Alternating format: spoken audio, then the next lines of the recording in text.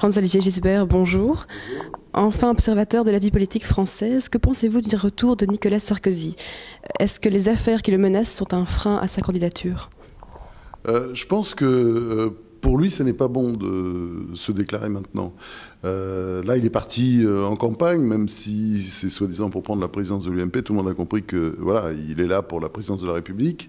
Et du coup, il va occuper le paysage pendant 2 ans, intensément, parce qu'en plus, il y a les affaires, il y a la politique.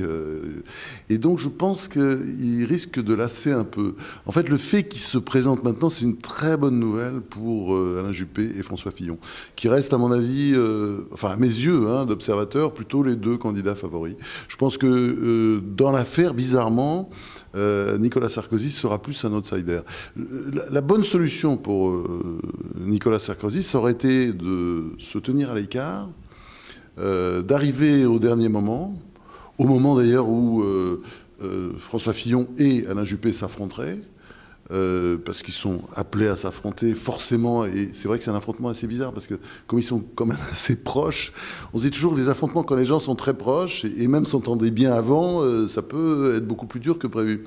Et là, il aurait pu apparaître comme voilà, l'homme qui va mettre tout le monde d'accord, et simplement, cette arrivée précipitée, qui est en fait provoquée par les affaires, parce qu'il préfère être évidemment sur place pour pouvoir gérer ça, plutôt que de passer sa vie dans les cabinets de juges d'instruction, pour retourner terrer chez lui, dans son appartement, enfin dans sa petite maison plutôt, avec Carla Bruni. Donc, en fait, c'est pas une très bonne opération pour lui, mais je vois pas trop comment il pouvait faire autrement, à cause de notamment la grosse affaire, enfin, qui va lui poser des problèmes. Je parle pas du scandale libyen, etc. Je pense que je suis pas sûr qu'il y ait grand-chose derrière. En revanche, c'est clair sur l'affaire Big Malion, c'est-à-dire l'affaire du financement des fausses facturations de la campagne présidentielle de 2012. Là, c'est coton, quoi. Ça va être dur, compliqué. Et il faudra qu'il prouve qu'il n'était pas au courant. Enfin, c'est au juge plutôt de prouver qu'il n'était pas au courant, ou qu'il était au courant. Et de toute façon, c'est très compliqué pour lui. Ça va être très compliqué pour lui. Merci beaucoup.